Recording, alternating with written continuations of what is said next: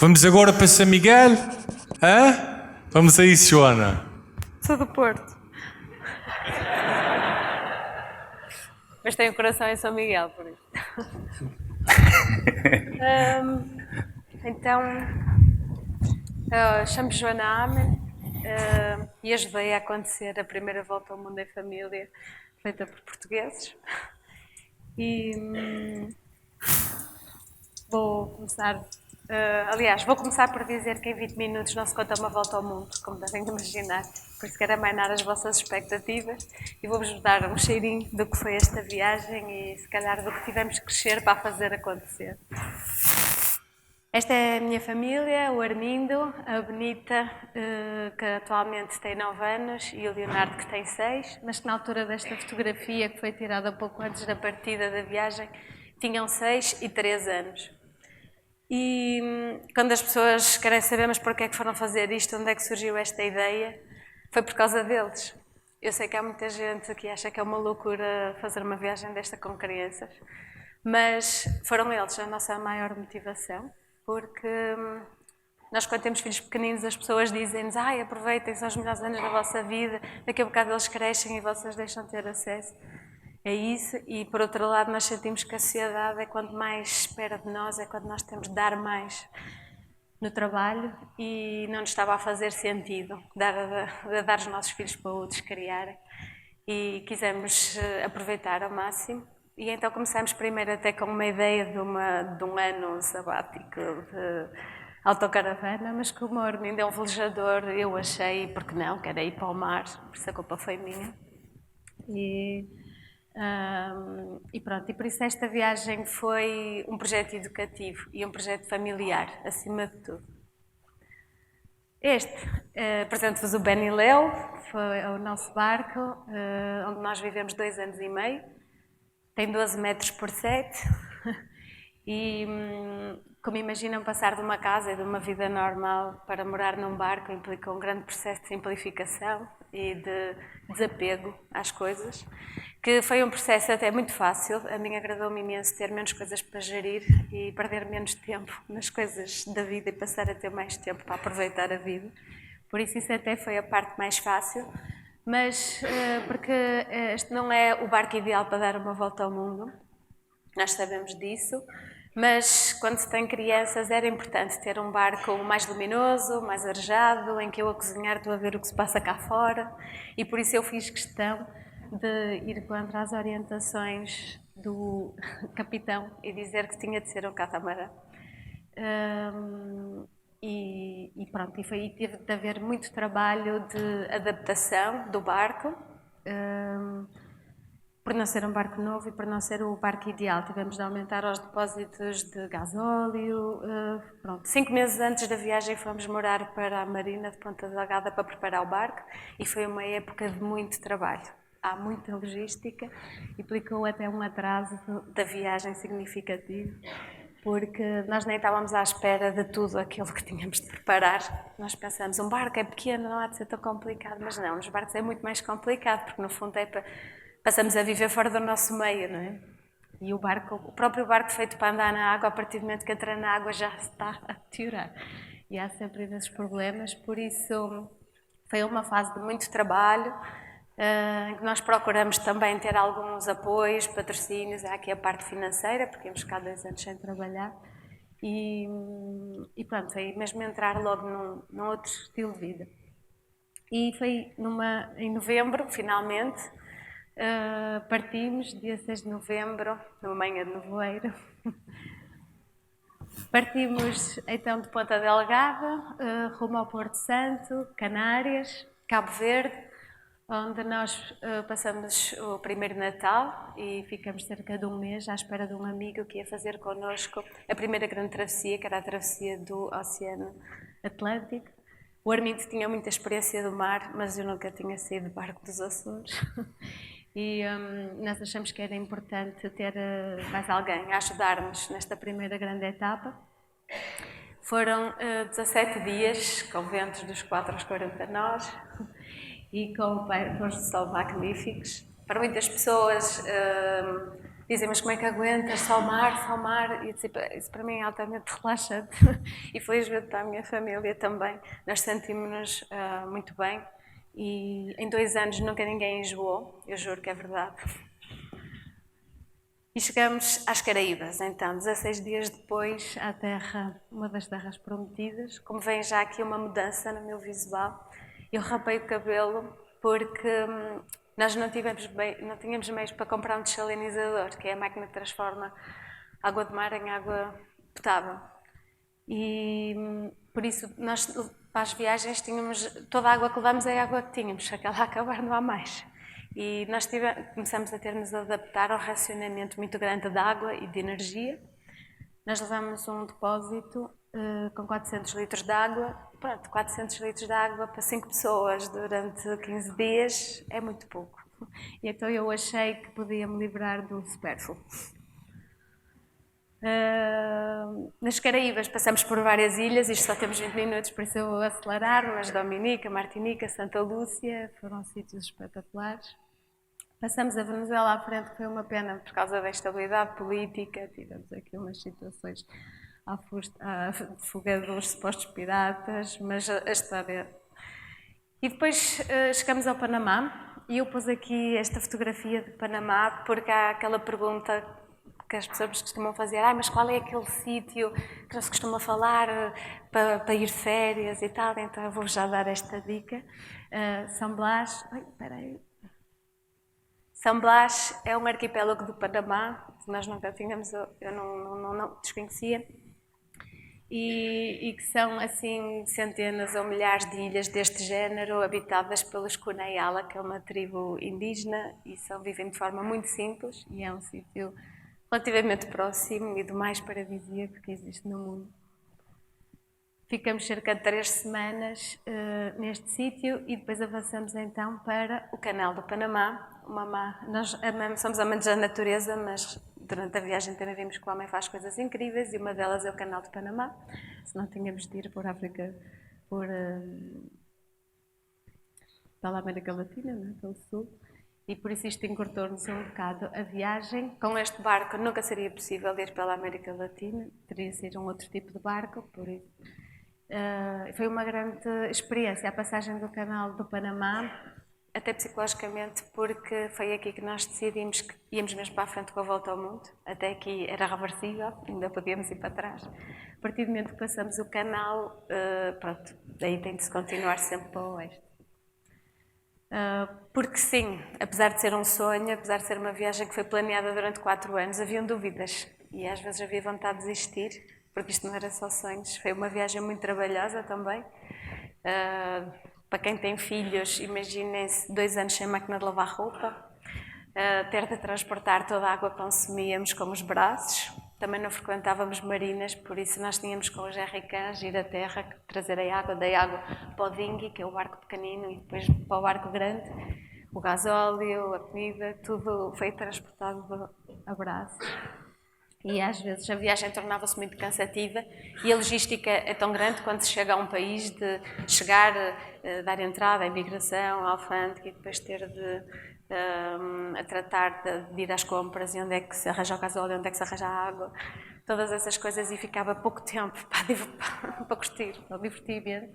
E às vezes sentíamos muito cansados e perguntávamos para que é que nos tínhamos metido nisto. Mas pronto, acho que o Armindo é uma pessoa de grandes desafios, é um atleta, e eu também sou uma aventureira e sentia essa força, se calhar ler livros a mais, de realmente ter a noção do tamanho do nosso planeta.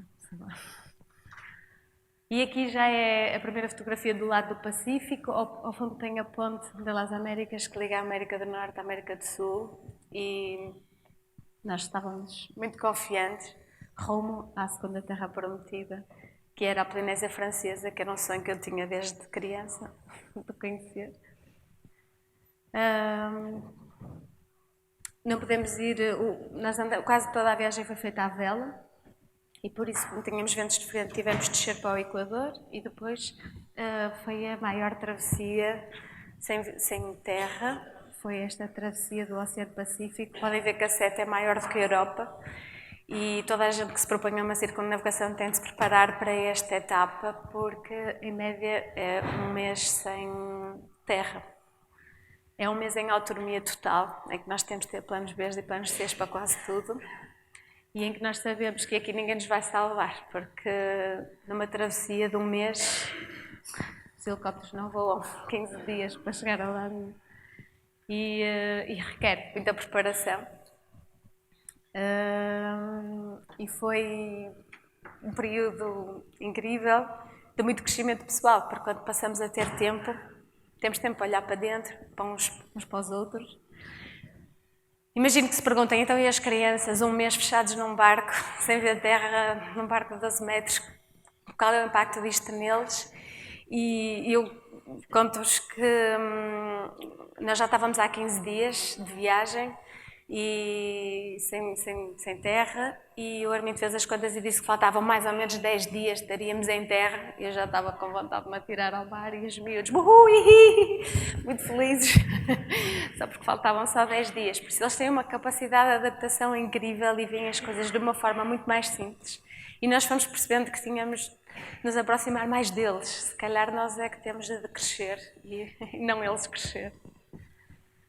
E depois chegamos, então, foram 26 dias de grande intensidade, de muitos momentos, e chegamos ao Paraíso 2, a Polinésia Francesa, que é um sítio com que sonhávamos e que eu já tinha lido que era a terra das pessoas felizes, e como sou bem interessada na felicidade, quis ver, e sim, eles vivem de uma maneira muito diferente, e eu acho que sim, é a terra das pessoas felizes, com problemas sociais como nós, mas de uma forma muito mais saudável, um estilo de vida muito mais simples. A via pública está cheia de árvores de fruto e estão muito mais dados, sente-se menos o capitalismo e vive-se de forma realmente muito simples. Pus aqui uma fotografia dos atolos porque isto era também um objetivo de vida, ir a um atol. Isto são ilhas muito antigas que afundaram e que criam lagoas internas e navegáveis. Nós entramos com o barco para dentro destas lagoas e é como ter um barco dentro de um aquário cheio de coral. E pronto, e foi incrível termos a oportunidade de conhecer alguns destes atolos. Fomos seguindo então a Polinésia, foram 3 meses de muita experiência diversificada. Ao fim do mês os meus filhos já estavam a falar mais francês que eu. Nós sentíamos que sim, que lhes estávamos a dar uma educação muito mais ajustada àquilo que nós somos e ao mundo que nós queremos viver. E uma das coisas que nós queríamos conhecer era isso, culturas muito diferentes da nossa, e destaco aqui este Solomon porque foi um sítio onde nós chegamos e fomos recebidos por dezenas destas canoas com crianças, porque nunca tinham visto um barco como o nosso. E depois percebemos que eles nunca tinham visto sequer pessoas brancas, caucasianas, e veio a aldeia toda a receber-nos com colares de flores. E eu estava mesmo a precisar de frutas e de legumes e pensei, aqui não há multibanco, como é que eu vou levantar dinheiro e tratar? Porque eu sou mãe de família e tenho uma família para alimentar.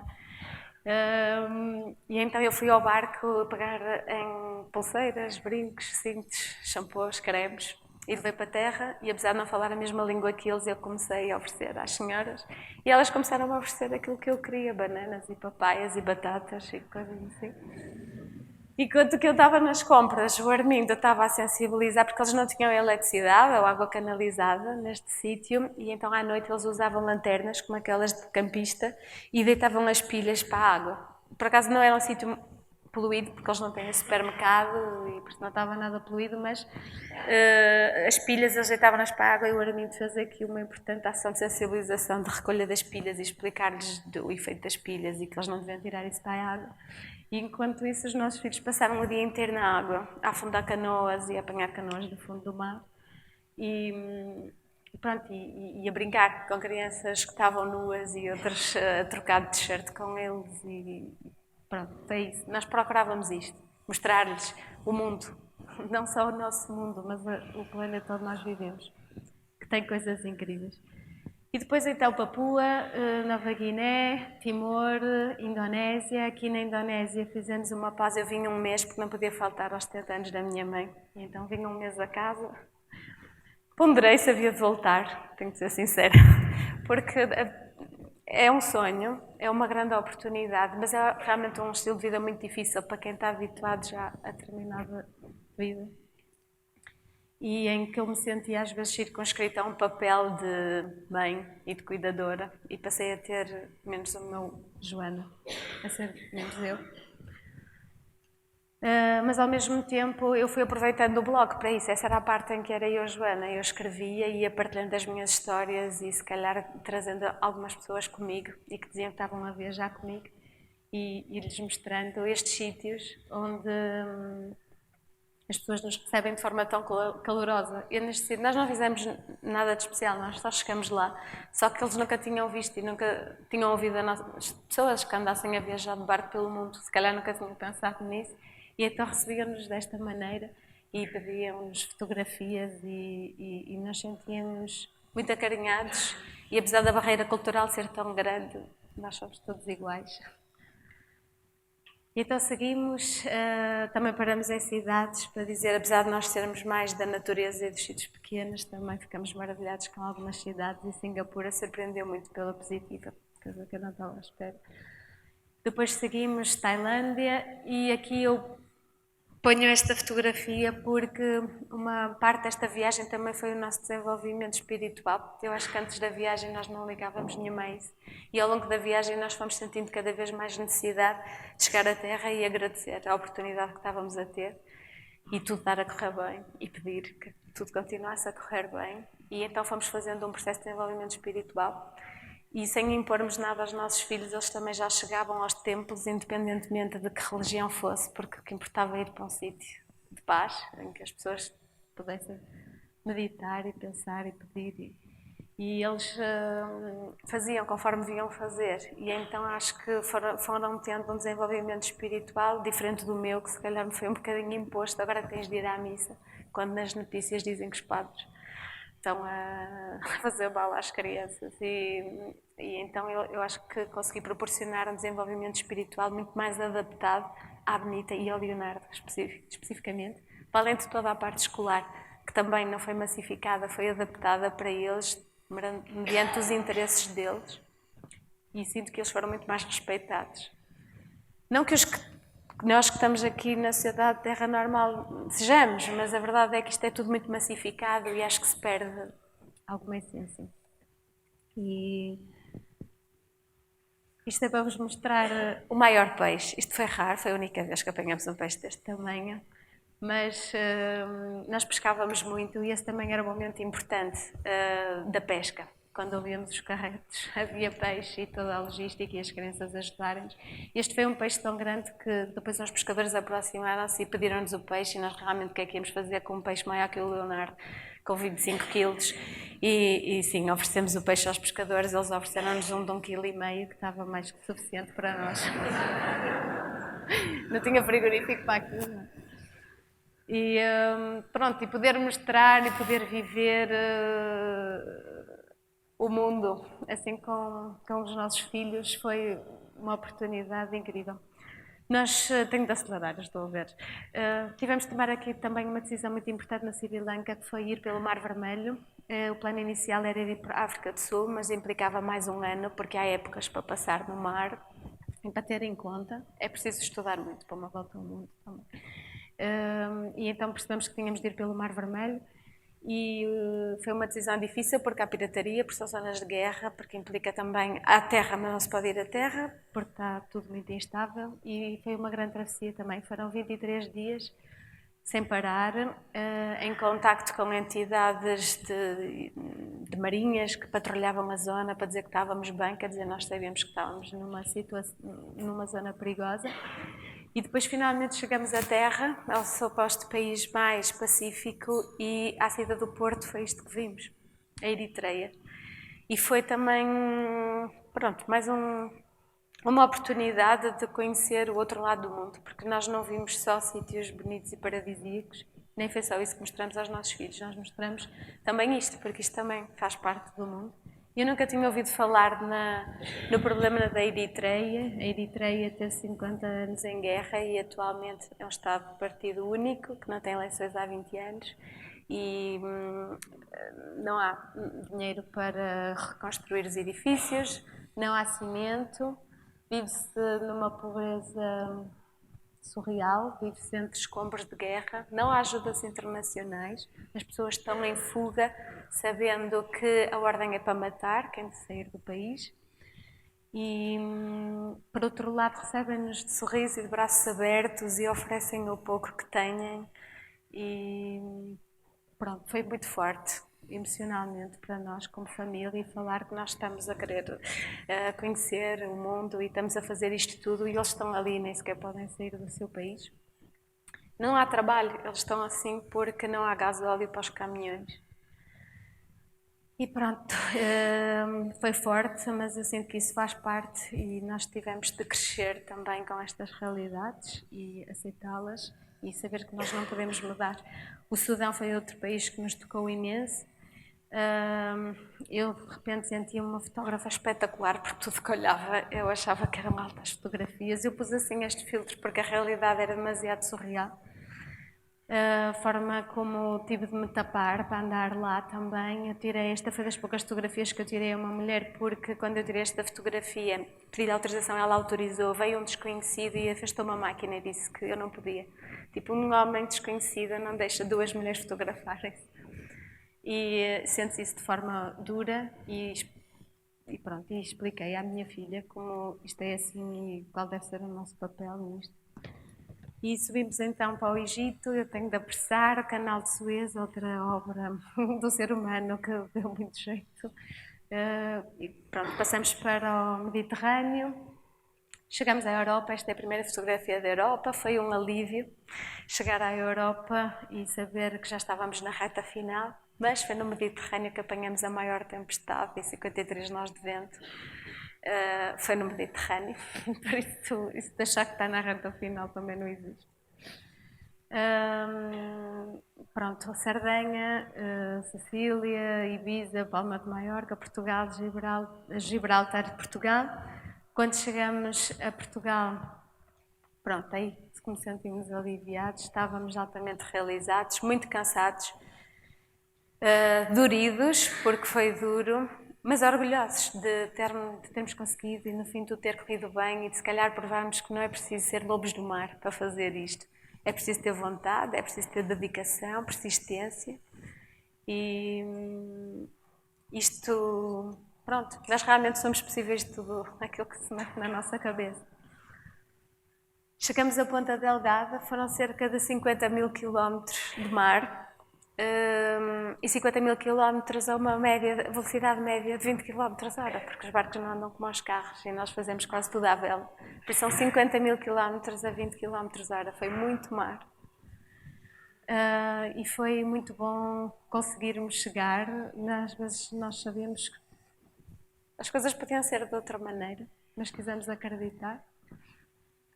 Eu pus aqui esta fotografia para falar dos desafios, mas agora já não tenho tempo, mas já fui falando aqui ao longo. Sim, esta viagem foram muitos desafios, é uma adaptação a um estilo de vida muito diferente e fez-nos crescer imenso.